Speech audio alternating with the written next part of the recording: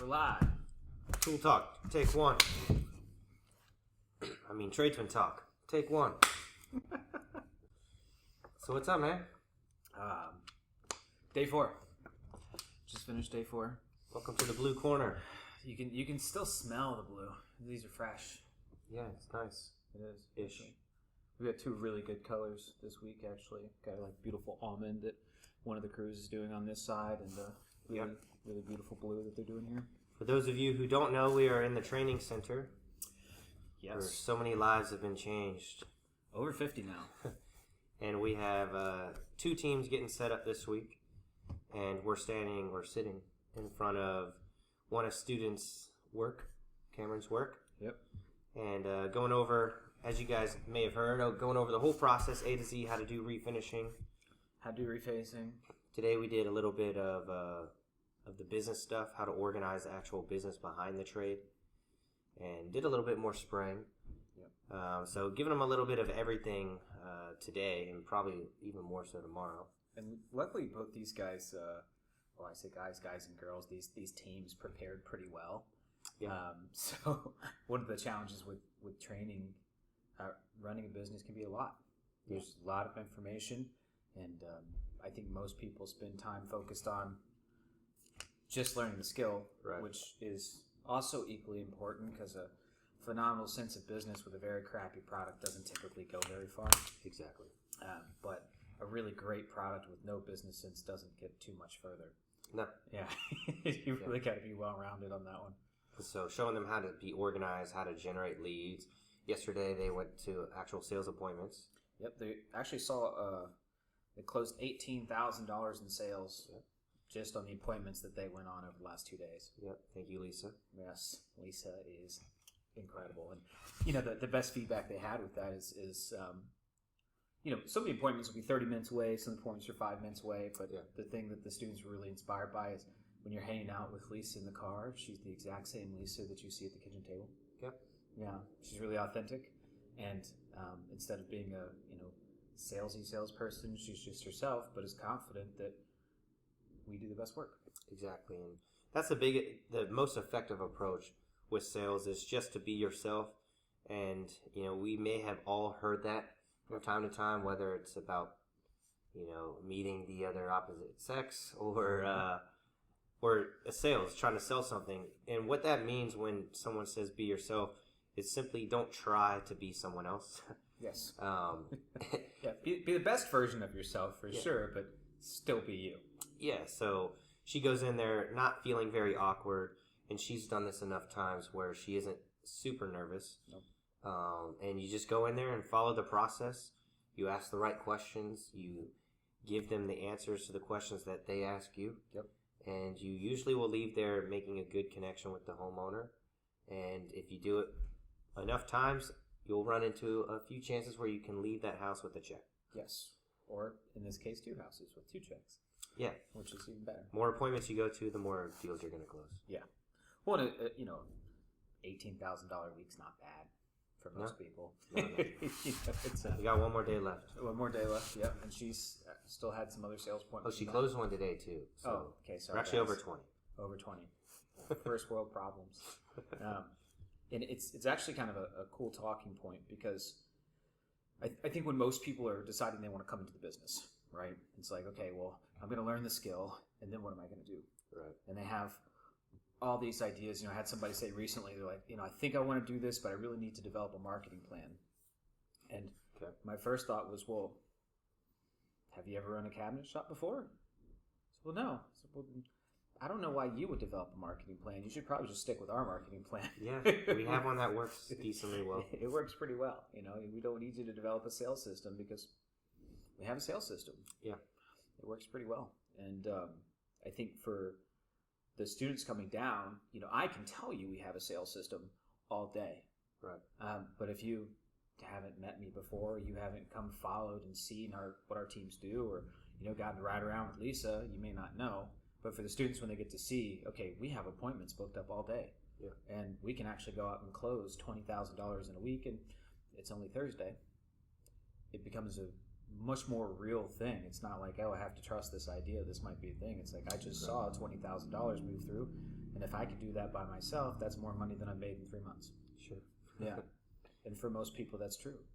Yeah, and regardless of the trade that you're in, we are obviously in cabinets and a few other things, but there's a lot of trades out there. Yes. And when you're speaking specifically about home services, a lot of the concerns that the homeowners have are the same. Mm-hmm. And so when you speak to those concerns proactively in the appointment, or ideally even before you go to the appointment, yes, you're emailing them, you're calling them, and then you show up, you already have somewhat of a connection made. They ask you the normal questions, how long have you been doing this? Where are you from? You answer their questions decently well, you're going to be able to ask them some questions.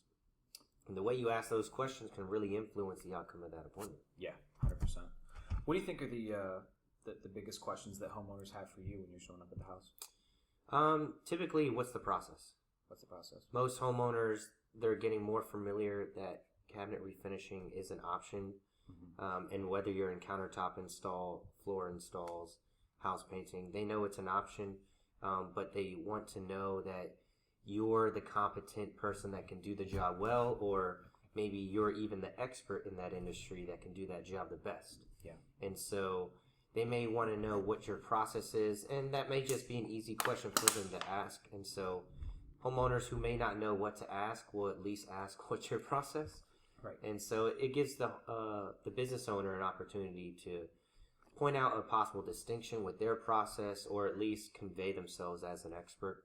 Yep. In a way that makes the homeowner confident that you're going to do a good job and you know what you're doing. So that said, do you think process is one of the key factors that homeowners actually choose a contractor on? Not necessarily. I think the conversation that comes from that question is more influential. I think one of the most important things to homeowners in their mind is price. Yep. But us as business owners, we want to revolve or maneuver around that question, because if it were only about price, you wouldn't need to be there. Right. Sure. In most cases. In a lot of our markets, I'd say we're more expensive than a lot of our competitors. Oh, we try to be the most expensive because someone has to be. Yeah. And if you ask yourself, if you're going to be the most expensive, what would you have to do? What would you have to offer? What would you have to say? Correct. Then you align yourself in that position, and more often than not, you can be the most expensive. And the most expensive companies tend to be the most profitable if they approach it effectively. Well, and one of the things I like about that approach is it's not like, hey, I want to be the most expensive because I want to see how much I can get away with charging, which is, very much trying to take advantage of somebody. It's, I want to be the most expensive because I want to provide a series of services and experience that's absolutely worth this. Right. And so it's a win-win because most customers want a 5-star experience. Yeah. They want to know that the person coming to their house is somebody that they can trust inside of their house. Right. And that the process that they're talking about is the best process. And not going to have it redone 6 months later and then, pay somebody extra to have it fixed. Exactly. Which is a real thing. Rather than trying to get yourself as a business owner to say what you can to be the most expensive, it's what can you offer to make them want to pay the most? Or what can you offer as a business owner to make them want to pay more? And so you mentioned a couple examples, having customer service, but maybe it's offering a warranty. Maybe it's having an account rep that deals with that person throughout the whole project, or in other words, a project manager. Yep. Maybe it's adding to the deal. Maybe in our case, we could add soft close hinges. Yep. We can add, certain things to the pie to make it a little bit sweeter for the homeowner. And so asking yourself as a provider, what can I add? What can I offer? What can I do to make homeowners want to pay more is usually the best approach. Yeah. Leading with the service. Yeah. 9 out of 10 times is going to get you the farthest. So maybe it's having the most positive reviews. Maybe it's having the most recognizable name in your community, your business's name, or even your personal name. If you have a personal brand and you're a well-known person in your community, that's going to make someone want to pay more. For sure. Because they know, like, and trust you. And so they would rather pay someone who they have more confidence in than someone who is just the cheapest price. I think that's part of the reason you see, real estate brokers always have, their names on billboards, right? Yeah. If they're locally famous, it's like, well, it's a name I can trust. How'd they get That's to the guy on the billboard. That's the guy on the billboard. That's how you know. But it's interesting because, we talk having all the reviews, right? Being able to provide this service. But, one of the things I think Lisa has going for her that is a product of how you've set up the business and how we want all of our guys to set up the business is it's not just having those things, it's making sure that the homeowner has seen and experienced those things and aware of those things before Lisa ever shows up. Right. Repetition is super important, and optimizing your time is just as important. And so if you don't have to explain certain things in the appointment, it opens up more possibility of a conversation that makes a connection more than just is educational. 100%. And so some of these things you can do in an email. You're really good at that. Setting up systems that send emails automatically, whether it's testimonials, case studies, reviews from previous customers, special offers, or information on the process, or even introducing yourself. You can do all of those things before you even get into the appointment. Yes. So when you do get into the appointment, you already have a leg up. Yep. Well, it's like, I like to think it's like, if you've met somebody one time, or you've talked to somebody one time, and they're like, hey, you should, come hang out with me. You're like, maybe, right? I don't know you. Sure. But if I've seen you at 5 or 6 different events, and you were, decent to be around at every single event, if you're like, hey, do you want to come do something? Odds are I'm going to say yes, because, we've been able to build enough rapport that I feel comfortable. Right. And what's been surprising to me is in a lot of places, most contractors are, we call them touches, right? So the first time I get a lead, I call that person, that's touch 1. Sure. Right? Next time I communicate with them, maybe I send them an email, say thank you, that's touch 2. I show up at their house, touch 3. Yep. For a lot of contractors, touch 1 is get you on the phone as a lead. Touch 2 is sit at your appointment, try and close you. Yeah. And for the most part, I think you should have, somewhere between 10 attempts at touches, and that's going to work out to probably 3 or 4. So we're going to send 4 emails. I'm going to send 2 or 3 text messages. Right. All of those are going to have videos. By the time I show up, I want you to know my face. I want you to know the sound of my voice. I want you to know that I make jokes, and they're not funny, but I try, And that is adorable. It is. Thank you. I've been working on it. And using things like Facebook ads or YouTube could also create that repetitive familiarity. Yep. We do a lot of Facebook ads, and we will showcase testimonial videos that we like to get at the end of our projects. Right. And we got to the point where we were doing so many testimonial videos that homeowners were asking us to be in them before we even finished the project, because they saw it as some way to. It was interesting. Maybe it was a way to get noticed in their community, or call it the bandwagon effect, man. Everybody's doing it, Exactly. So they're excited to be on video and be kind of promoted in a way to our audience. Yeah. And so, whatever you can do to, develop more touches with your potential customers and answer some of their questions, or develop that connection proactively before you get in the appointments, the better. Yeah. And ultimately, there's a lot of ways you can do it, and this is something we had a request in our last video to, what is y'all's sales process? How do you do it? That is our process. It's a variety of touches that are designed to educate them, to add value, right? To prove that not only are we experts, but we're experts that are trustworthy. Yep. And then I like to get really nerdy with it. We embed ideas that we think are really valuable to prove that we're trustworthy. We say, hey, I'm going to do this at this time. Yep. And then we make sure that gets done at that time. And so we've made 3 or 4 promises, very small promises, and we've delivered on those. And they can be super small. Very small. Taking your shoes off. That is one of my favorites. Take your shoes off. And most moms, we work with a lot of moms. Yeah. Most moms are used to their teenagers running through the house with all kinds of stuff all over their shoes. Sure. They're not going to ask you to take your shoes off 9 or 10 times, but the fact that you asked is just... And if you send them a video telling the potential customers that we'll ask if we can take our shoes off, and then once you arrive at the appointment and you ask if you can take your shoes off, they recognize that, and they understand. They start to believe that you are someone they can trust. You are someone that is consistent and reliable. Yes. And it definitely serves everyone involved. Yeah, and you do that in your marketing, but you also run your business that way, right? Because we promise in our marketing, tell people we're going to give you a 5-star experience, and we do. We're going to do the best work in the area, and we do. But it's that consistency that goes a really long way. Now, if you're a one-man operation, sometimes that can be overwhelming, right? Especially, a lot of contractors we talk to, they're we were just talking to somebody about this actually. We asked them about their CRM. And they're like, yeah, it's my notebook. Yeah. It's not the best way to search. If you're going to send somebody 4 emails, 3 text messages, 2 videos, and a coupon, it doesn't matter. There's no way if you have more than 5 customers in your pipeline, flipping through all the pages, you're never going to remember that, right? Yeah. Especially if you're responsible for the delivery and you're responsible for the sales appointments and you're responsible for everything else. So you have to figure out how to automate those systems. Yeah, and there's so many tools out there now that can help one-man bands. Yep. And a lot of people might consider themselves not to be tech savvy. Yeah, 100%. But that, in other words, could be described in other words. Yes.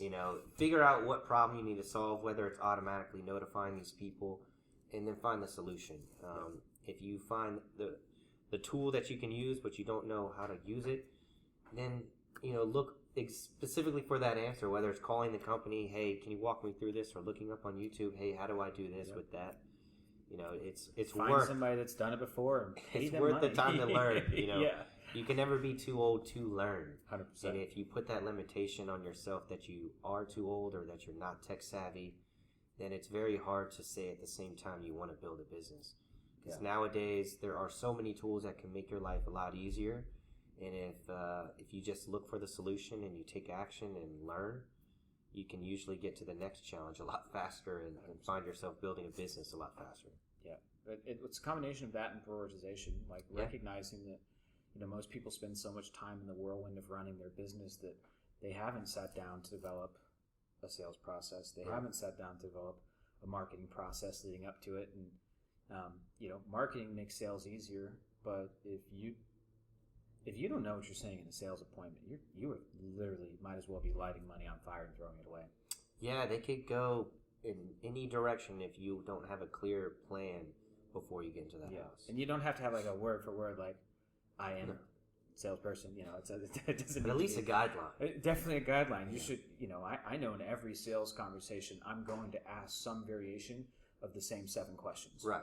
And I need to know the answers to those questions, not just for me to convince somebody, but if I don't know the answer to those 7 questions, I'm not going to be able to tell you what the best choice is for you. Exactly. Right? And, ultimately we're, a lot of cases booked out several months in advance. If you don't move forward, the business is going to keep going. Sure. But I'd rather you move forward really happy and confident with what you're going to get. Right. Yeah. And really taking the time to learn how you can help the homeowner. Going into that appointment fully believing that they want that service provided for, they want to hire you, and they want to reserve their start date that day. If you go in there with those fundamental beliefs, you're going to have a good mindset to then follow the sales script or the guideline, and you'll speak with conviction, you'll ask the right questions, and you'll leave there usually getting closer to your goal. But if you go in there with the goal just to give them a quote, you're often going to leave there having done just that. Yeah, they got a quote. And that doesn't help the business owner necessarily get the best chances estimator possible to get the job. You've got a quote estimator on your website. You could save everybody some time. Yeah, and so marketing is one thing to bring in the traffic, and then having a predictable sales process is not only good for you as the business owner to increase your chances of getting the jobs, but also to eventually build a business to where you may not be the only one who is going to the appointments. 100%. Meaning you can actually train others to go to the appointments for you and giving them a template or a guide to follow a process that works more often than not.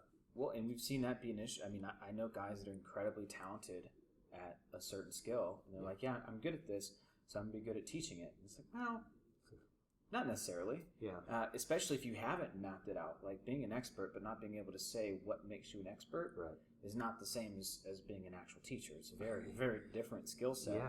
Yeah.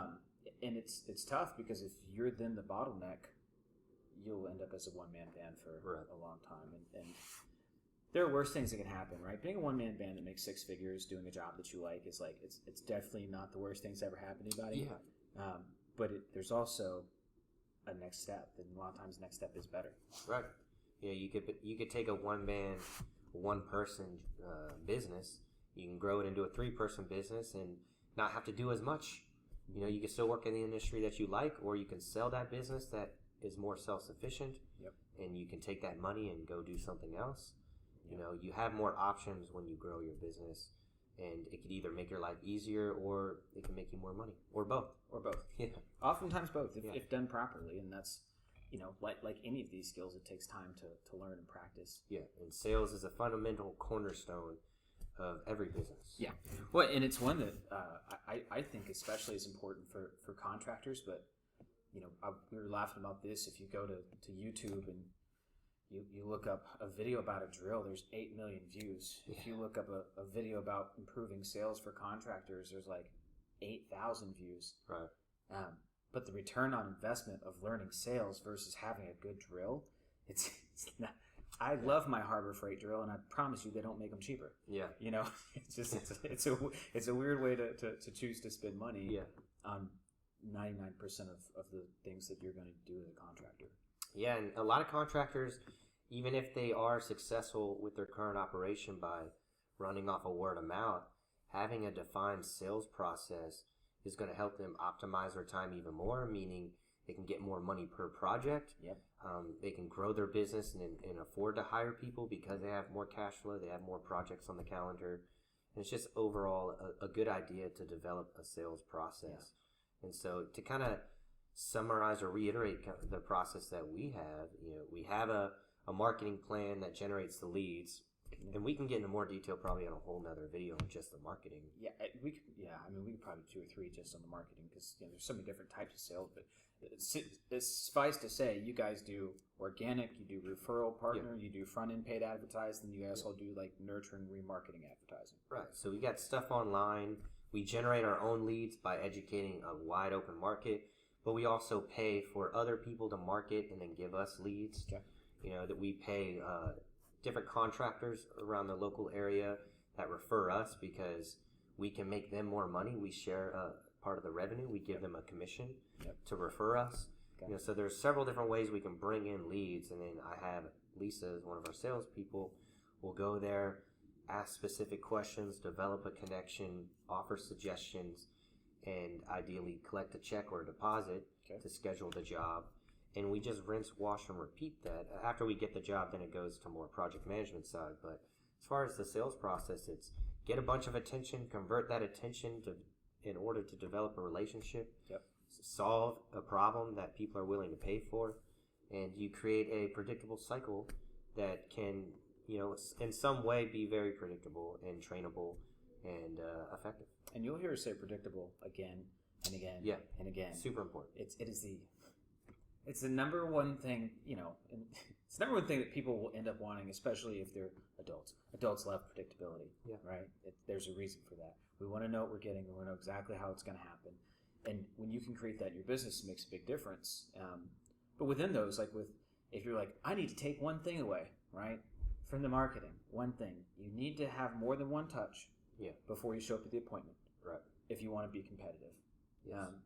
10 years ago, you'd probably get a lot of jobs. And there may be some markets like this. You get jobs just by being the one that showed up. There still are some. We have our student out of Connecticut. Mm-hmm. He's got way more demand than there is supply, where there's people that don't even show up to the appointments. Correct. People that don't even call the homeowner who's asking for the information. And so the one that calls and actually shows up has an exponential chance of just getting the job. Yeah. So if 5 people call, the person that called first has about between 50 to 60% chance of getting that business. Yeah.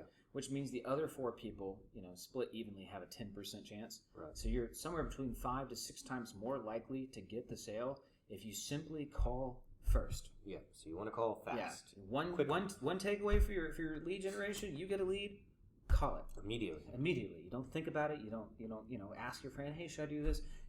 Turn off the sprayer, or put down the drill, or the sandwich, or whatever you're doing. Right? Whatever you're doing, stop. Call the lead. And if you can't, you need to have a system that does for you. Correct. Yep. Whether that's automated, whether that's an actual person helping you do that, you have to do that, because if you're calling your leads several hours, we talk to people all the time who are trying to call them a day or 2 later. You're wasting your money if you're paying for that lead, and you're wasting your time because your chances of getting that job are exponentially lower. Well, and your experience is exponentially worse. It's one of those things. Yeah, it doesn't help you believe in the process if your process sucks. If you're the first person to call, they're like, oh my gosh, I am looking for something. If you're the sixth person to call, they're like, I've already talked to 5 people, go away. Or they start lying and say, I didn't submit any information, take me off your list. That wasn't me. But they're going to have some other guy fix their cabinets. Yeah. And it's just, they want you to go away. You didn't get there soon enough. Yeah. So that's a great takeaway. Call people immediately when you do get leads. And we talked about several ways to generate leads. You do it online. You can do it offline. And then as far as the actual sales appointment, have clear distinguishing factors on why they should hire you, why they would be willing to pay the most for you. Yep. And have a preset, a few questions that you are going to ask them that not only help you decide on what is best for them, but also helps them decide that you are the best to do the job. Yeah. 2 tips with that. Also, ask for the business. That's a huge one, actually. People are scared to ask. Ask for the business. Yeah. Would you like to work together? Right? Would you love a beautiful set of cabinets? So many people are like, all right, we'll email you the quote. Yeah. We'll get back to you on the quote. No, stay there. Yeah. Give them the quote then and there and slide it over to them and see what happens. Yeah. How do you feel about this? Okay. Well, cool. We have an opening next month, next July 22nd. What do you think? Yeah. How do you feel about that? In fact, if you're able to make that happen today, we'll take $200 off. Would that be better for your budget? That actually is a huge one, for sure. Go ahead and ask for the deal in the appointment. Yeah. And if you don't have a quick way to calculate quotes, that's a clearly identifiable problem you need to solve. And go ahead and position yourself to be able to get the deal in these appointments. Yep. Because that's going to help them move forward. It's going to help you make more money quickly. It's worth your time. I have seen contractors that have almost no technology, but they do send quotes online. But I like quotes in paper. I think people like quotes in paper. I've tested it. We tried doing purely digital proposals, and then we have actual printed out proposals that we would write all over. We would talk to the customer, offer them a discount. We scratch something out and write in another price, and it looks a little bit messy, but our conversion rate was at least 30-40% more. It was pretty crazy. So needless to say, we still do paper. But we follow up with a digital invoice, so it's clearly itemized and easy to read. Yep. Well, and then that I think would be the last thing, and we didn't talk about this, so maybe we'll talk about this on the next one. Sure. But a lot of contractors, I tell you, the first touch point was the call. Second touch point was actually showing up at the house. Do you know what the average third touch point is? What's that? They don't. they don't. Yeah. Or oftentimes they will once or twice. They'll send a call 3 weeks later. The average sale takes 5 contacts. They take 5 contacts. Yeah. Like we have, Steven, you've got somebody whose job is to follow up with people. That's all they do. That's all they do, 100%. And there's a reason for that. It works. That person makes way more money than they cost. Right. And you'll find that's true of any employee you have ever if your business is profitable. Yeah, if someone you hire isn't making you more money than you're spending to hire them or to pay them, then it's not working. The math is easy. They have to go. But you'll see a lot of companies have that. Somebody whose full-time job is to follow up and set appointments. And so the 3 takeaways: call the leads first. Have a set 4 takeaways. Have a set thing of what you're going to say in the appointment. Right. Ask for the business. And follow up. And if you just implement those 4 things, your sales will increase dramatically. And if you want to get really spiffy and do a lot more, send us an email at support@cabinet.startup.com. Yep. We'll send you some cool stuff. We've actually got a training coming out on sales hopefully in the next couple weeks. And we'll let the first couple people that want to go through it actually test it out for free. Yeah, we'll go super in depth on exactly what questions we ask, how we generate our leads, what we do with those leads, what our follow-up process is like, and certain negotiation tools you can use when you do ask for the deal at an appointment. Yes. There's a lot of great ways to approach it, and having the flexibility of knowing that is huge. But like anything else, I mean, so many contractors I see, and they're talented because they have put in the reps, they've put in the time, they've put in the effort. If you haven't taken the same time to study sales or marketing the same way you've taken time to study your craft, you'll never get good at those things. Yeah, it's practice. For sure. Well, hope that helps you guys out. Let us know Would love to get some feedback on using some of these things in your endeavors, and we'll catch you on the next one. Yeah, I want to see you guys do it. Actually implement it, Yeah. and tell us how it went. I think you'll like the results.